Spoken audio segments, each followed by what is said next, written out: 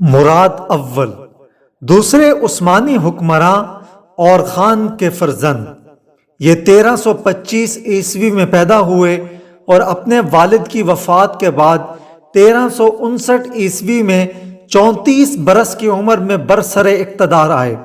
انہوں نے تقریباً 30 برس حکومت کی، اور خان نے اپنے بیٹوں سلیمان پاشا اور مراد اول کی تربیت پر خصوصی توجہ دی تھی۔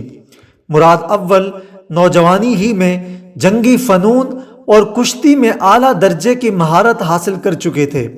قدیم ترکی مورخ مراد اول کو مراد غازی لکھتے ہیں، لیکن بعد میں ان کے لیے خداوندگار کا لقب بھی استعمال کیا جانے لگا، جس کے معنی ہے مالک یا حاکم۔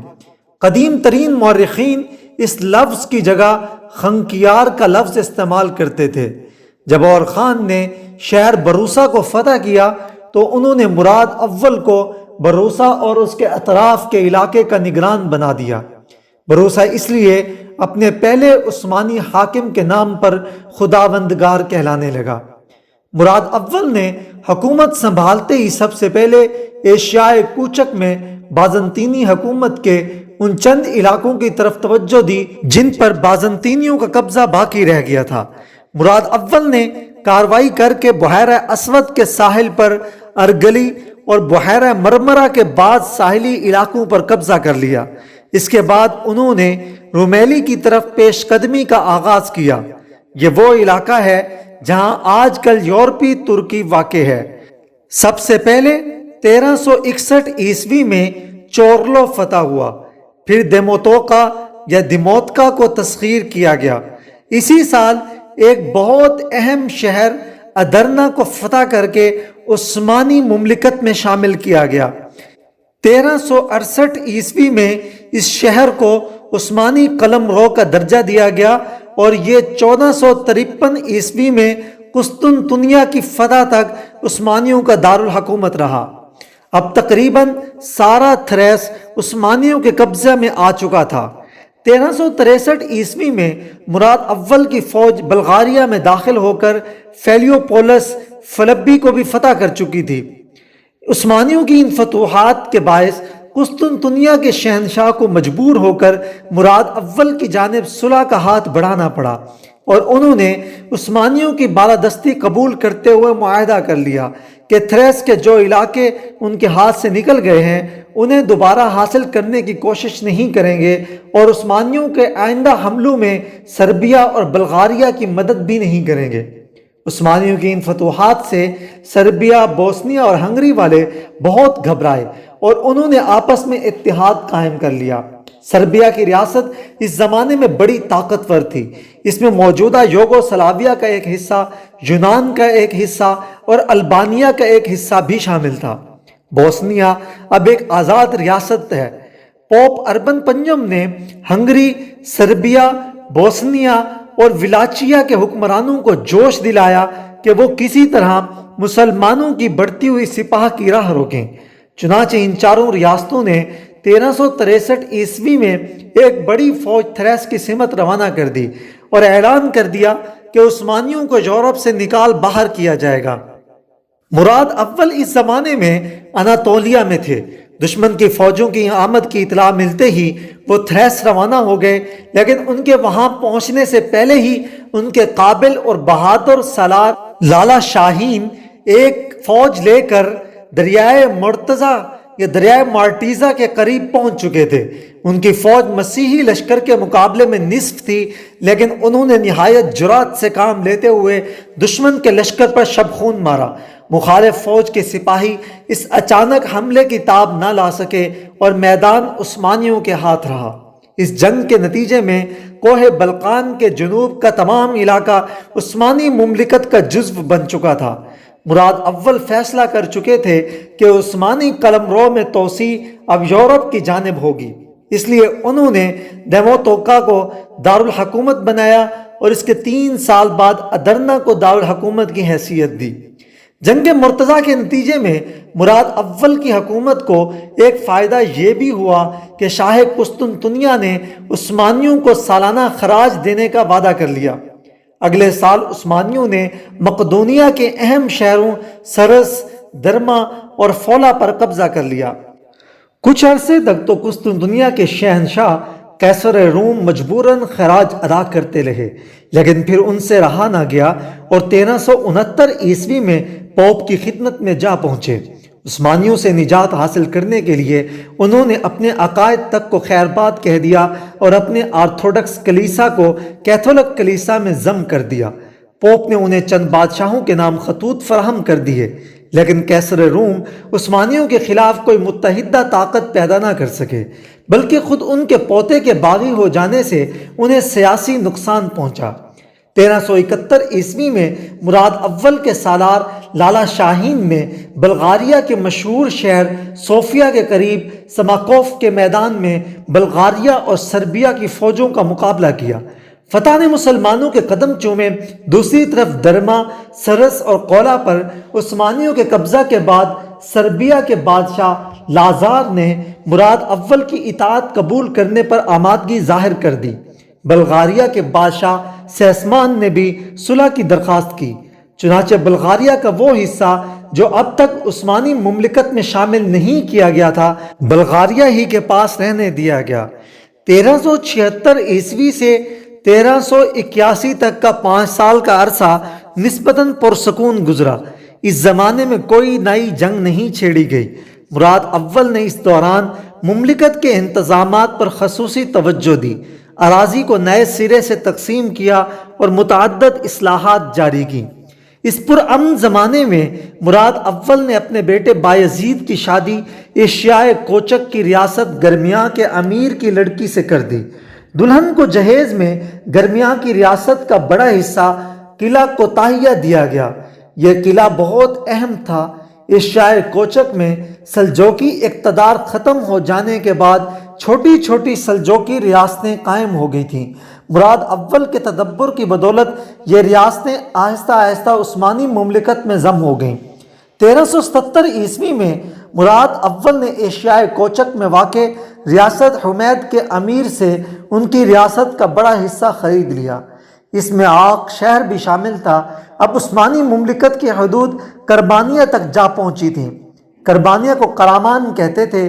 یہ اب صوبہ کونیا کا ایک حصہ ہے۔ کربانیہ اور عثمانیوں کے تعلقات اچھے نہ تھے۔ ان تعلقات میں بہتری پیدا کرنے کی غرض سے مراد اول نے اپنی لڑکی نفیسہ کی شادی کربانیہ کے حکمران علاء الدین سے کر دی، لیکن علاء الدین نے خود سری برقرار رکھی۔ چنانچہ دونوں فریقوں کے مابین جنگ ہوئی، جس میں مراد اول نے کونیا میں علاء الدین کی فوج کو شکست دی، لیکن اپنی اعلیٰ ظرفی کے باعث علاء الدین کو معاف کر دیا۔ یہی وہ جنگ ہے جس میں مراد اول کے بیٹے بایزید نے بھی حصہ لیا اور ان کی بے انتہا پھرتی کی وجہ سے انہیں یلدرم یعنی بجلی کا لقب دیا گیا۔ عثمانیوں کی حکومت اب اس قدر وسیع ہو چکی تھی کہ سربیا اور دیگر مسیحی طاقتیں سخت خلجان میں مبتلا تھیں۔ سربیا، بوسنیا اور بلغاریہ نے ایک بار پھر مسیحیوں کو متحد کرنے کی کوشش کی۔ البانیہ، ولاچیا، ہنگری اور پولینڈ نے اپنی اپنی فوجیں بھیج دیں۔ مغربی یورپ کو بھی فوج بھیجنے کی دعوت دی گئی، لیکن وہاں کی حکومتیں مختلف وجوہ کی بنا پر اس جانب متوجہ نہ ہوئیں۔ بہرحال سربیا نے مختلف ممالک کو اکسا کر اچھی خاصی بڑی فوج اکٹھی کر لی۔ مراد اول کو بروسا میں اتحادیوں کی فوج کی پیش قدمی کی خبر ملی۔ گو کہ اس وقت ان کی عمر تقریباً 70 برس ہو چکی تھی، لیکن انہوں نے فوراً جنگ کی تیاریاں کی اور فوج لے کر روانہ ہو گئے۔ ان کے پہنچنے سے پہلے ہی بوسنیا میں اتحادیوں نے عثمانی فوج پر حملہ کر کے اسے خاصا جانی نقصان پہنچایا۔ تاہم مراد اول نے اپنے سالار علی پاشا کو درہ دربند کے راستے بلغاریہ بھیجا، جنہوں نے شوملہ اور تونوت پر قبضہ کر لیا۔ بلغاریہ کے شہنشاہ سیسمان بھاگ کر نائکوپولس میں پناہ گزین ہو گئے، لیکن ان کو عثمانیوں سے صلح کرنی پڑی اور سلسٹریا کا علاقہ دینے کا وعدہ کیا۔ مراد اول نے فراخ دلی کا مظاہرہ کرتے ہوئے سیسمان کو معاف کر دیا، لیکن بہت جلد اس نے پھر عہد توڑ دیا اور سربیا کے بادشاہ لزر یا لازار سے جا ملا۔ اس نے سلسطرہ کو عثمانیوں کے حوالے کرنے سے بھی انکار کر دیا۔ مراد نے پھر علی پاشا کو فوج دے کر بھیجا۔ نگابولی یا نکوپولس میں سیسمان کو شکست ہوئی۔ مراد اول نے ایک بار پھر سیسمان کی بدعہدی کو نظر انداز کرتے ہوئے اسے معاف کر دیا، لیکن بطور سزا بلغاریہ کا جنوبی حصہ عثمانی مملکت میں ضم کر دیا۔ عثمانیوں کی زبردست طاقت سے خائف ہو کر سربیا کے بادشاہ نے اپنے حلیفوں کی قوت مجتمع کر کے عثمانیوں پر فیصلہ کن حملے کا فیصلہ کیا۔ اس غرض سے اس نے بلغاریہ، ولاچیا، بوسنیا، البانیا، پولینڈ اور ہنگری کے حکمرانوں کو اپنی اپنی فوج بھیجنے کی ترغیب دی۔ چنانچہ بہت جلد 1,00,000 سے زیادہ سپاہیوں پر مشتمل لشکر کوسووا کے میدان میں اپنے خیمے نصب کر رہا تھا۔ یہ موجودہ یوگوسلاویہ میں واقع ہے۔ دوسری جانب مراد اول بھی دشمن کی نقل و حرکت سے بے خبر نہ تھے۔ دشمن کی پیش قدمی کی اطلاع ملتے ہی انہوں نے بھی جنگی تیاریاں شروع کر دی تھیں، اور جب 20 جون 1379 عیسوی کو مسیحی لشکر کوسوا کے میدان میں دریائے شنیزا کے شمالی جانب پڑاؤ ڈال رہا تھا تو دریا کی جنوبی سمت عثمانی لشکر کے سرخ پرچم لہرا رہے تھے۔ دشمن کی فوج عثمانی لشکر سے تعداد میں دگنی تھی۔ مراد اول لشکر کے وسط میں قیادت کر رہے تھے۔ جنگ ہوئی جس میں اللہ نے مسلمانوں کو فتح بخشی، لیکن سربیا کے امیر میلوس قابیلوچ نے دھوکے سے مراد اول کو شہید کر دیا۔ مراد اول جب میلوس قابیلوچ کے خنجر سے گھائل ہو گئے تو سربیا کے بادشاہ لازار کو گرفتار کر کے ان کے سامنے لایا گیا۔ انہوں نے لازار کو سزائے موت دینے کا حکم دیا۔ اس کے کچھ دیر بعد مراد اول سفر آخرت پر روانہ ہو چکے تھے۔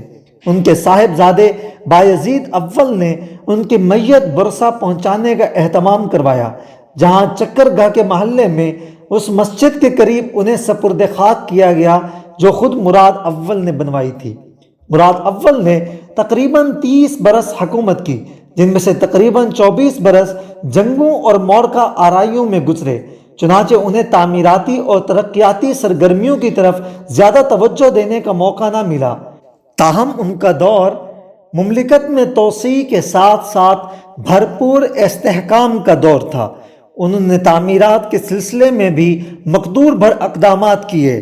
جب انہوں نے شہر ادرنا کو اپنا دارالحکومت بنایا تو اس شہر میں متعدد شاندار عمارتیں تعمیر کروائیں۔ شہر بروسا میں ایک بہت خوبصورت جامع مسجد اولو جامع کے نام سے مراد اول ہی نے بنوائی تھی۔ اولو جامع دراصل نئی طرز کی مساجد میں سے تھی، جن کی چھتیں مسطح اور سپاٹ نہیں ہوتی تھیں، بلکہ ستونوں کے درمیانی فاصلوں پر چھتریاں سی تعمیر کی جاتی تھیں۔ ترکی میں یہ مساجد اپنے مخصوص طرز تعمیر کے ساتھ آج بھی نمایاں نظر آتی ہیں۔ برسا کی اولو جامع میں بھاری ستونوں کی 5 قطاریں تھیں جو محراب کی سمت جاتی تھیں۔ ہر قطار میں 4 گنبد بنے ہوئے تھے۔ درمیانی قطار کے دوسرے خلا کو کھلا رکھا گیا تھا، جس کے نیچے وضو کے لیے حوض تھا۔ عثمانیوں کے دور کی یہ خاص بات ہے کہ انہوں نے مساجد کو باقاعدہ ادارے کی شکل دی اور مسجد کے ساتھ مدرسہ اور شفاخانے بھی تعمیر کیے تھے۔ مراد اول نے برسا کے مقام چکرگہ، نیز، سرس، بیلاجک اور ینی شہر میں بھی جامع مساجد تعمیر کروائی تھیں۔ برسا کی مسجد میں چند حجرے بھی بنوائے گئے تھے جہاں حکمراں اپنے دور کے نامور علماء کے ساتھ اہم علمی اور انتظامی امور پر بحث و مباحثہ کیا کرتے تھے۔ برسا ہی میں ایک بڑے مدرسے اور مسافر خانے کی عمارتیں بھی مراد اول نے بنوائیں۔ انہوں نے ازنیق میں ایک عالی شان عمارت اپنی والدہ نیلوفر خاتون کے نام پر نیلوفر عمارتی کے نام سے تعمیر کروائی۔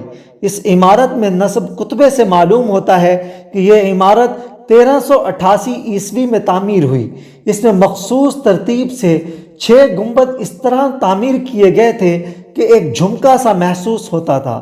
5 حصوں کی ڈیوڑی تھی جس کی مسقف چھت دار محرابیں خوبصورت ستونوں پر قائم تھیں۔ دیواروں پر رنگین اور چمکدار پتھر نصب کیے گئے تھے۔ مراد اول نے ادرنا میں قلعے کے باہر ایک قصر بھی بنوایا تھا جہاں وہ 1365 عیسوی میں منتقل ہو گئے تھے۔ یہ قصر میدان قاواق میں واقع تھا۔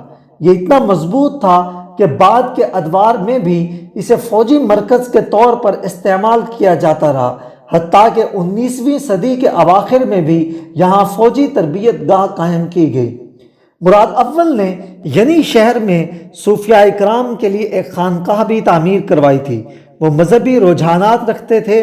انہوں نے مساجد اور دیگر مذہبی اداروں کے لیے بہت سی اراضی وقف کر دی تھی۔ مراد اول نے فوجی نظام کو نئے خطوط پر استوار کیا۔ نئے علاقوں کو تسخیر کرنے اور دشمنوں کی شر انگیزیوں کا جواب دینے کے لیے عسکری اعتبار سے طاقتور ہونا ان کے لیے بے حد ضروری تھا۔ چنانچہ ایک جانب تو انہوں نے اپنے مفتوحہ علاقوں میں مختلف قطعۂ اراضی اپنے سپاہیوں اور افسروں میں تقسیم کیے جو جاگیر کے طرز پر تھے۔ چھوٹی جاگیریں تعمار اور بڑی زعامت کہلاتی تھیں۔ دوسری جانب جن افراد کو یہ قطعۂ اراضی دیے گئے ان میں سے ہر ایک کے لیے لازم تھا کہ وہ جنگ کے موقع پر ایک یا ایک سے زائد مسلح سوار فراہم کرے گا۔ فوج کی افرادی قوت میں اضافے کے اس نظام کا آغاز مراد اول ہی کے دور میں ہوا۔ مراد اول نے ادنا فوجی خدمات کے لیے بھی ایک خصوصی سپاہ تیار کی، جس کے ذمے استبل کی صفائی، خیمہ نصب کرنا اور سامان کی دیکھ بھال وغیرہ کرنا تھا۔ یہ سپاہ رعایا میں سے افراد کو منتخب کر کے تیار کی گئی۔ مراد اول ہی کے دور میں سپاہیوں کے لیے علم تیار کیا گیا جس کا رنگ سرخ تھا۔ مراد اول کے والد اور خان نے اپنے دور حکومت میں دنیا کی پہلی باقاعدہ فوج یعنی چری قائم کی تھی۔ مراد اول نے اس فوجی نظام کو بے حد مستحکم بنا دیا اور ان کی کوششوں سے اس فوج کو بڑی وسعت حاصل ہوئی۔ مراد اول سے قبل عثمانیوں کی بحری طاقت برائے نام تھی۔ ادرنا فتح کرنے کے بعد مراد اول نے بحریہ پر بھرپور توجہ دی اور کچھ ہی عرصہ میں جنگی جہازوں کا ایک بڑا بیڑا تیار کر لیا۔ مراد اول کو یہ فخر بھی حاصل ہے کہ جنگوں میں عثمانیوں نے پہلی بار توپ اور گولہ بارود کا استعمال انہی کے دور میں کیا۔ عثمانیوں کی پہلی توپ 1364 عیسوی میں بروسا میں ڈھالی گئی تھی۔ قوسوا کی جنگ 1379 عیسوی میں بھی مراد اول کی فوجوں نے توپوں اور بندوق کا استعمال کیا۔ اس سے قبل صرف تلواروں، نیزوں اور تیروں سے جنگ لڑی جاتی تھی۔ مراد اول نے فوج میں ایک نئے عہدے کا بھی اضافہ کیا۔ یہ عہدہ ویونوک کہلاتا تھا۔ دراصل یہ فوجی سائنس کا عہدہ تھا۔ اس عہدے پر افراد کے تقرر سے قبل سپاہیوں کو اپنے اپنے گھوڑوں کی دیکھ بھال خود کرنی پڑتی تھی، لیکن اس عہدے پر افراد مقرر ہو جانے کے بعد سپاہی اب اپنی پوری توجہ جنگ پر مرکوز رکھتے تھے۔ گھوڑوں کی دیکھ بھال اور تازہ دم گھوڑے ہر وقت فراہم کرنے کے لیے یہ ووینوک موجود تھے جو فوج کے پچھلے حصے میں رہتے تھے۔ مراد اول کا دور اپنی چند نمایاں خصوصیات کے باعث عثمانیوں کی تاریخ میں بے حد ممتاز ہے۔ مراد اول کا سب سے بڑا کارنامہ یہ ہے کہ انہوں نے عثمانی مملکت کو بے پناہ وسعت دی۔ انہوں نے ان تمام علاقوں کو فتح کیا جہاں آج کل یورپی ترکی، بلغاریہ، البانیہ، یوگوسلاویہ اور یونان کا بڑا حصہ واقع ہے۔ دوسری جانب انہوں نے اس علاقے کے بڑے حصے کو بھی عثمانی قلمرو کا حصہ بنایا جہاں آج کل ایشیائی ترکی واقع ہے۔ اس دور میں یہاں رومی سلجوکیوں کا اقتدار ختم ہو جانے کے بعد بہت سی چھوٹی چھوٹی ریاستیں قائم ہو گئی تھیں۔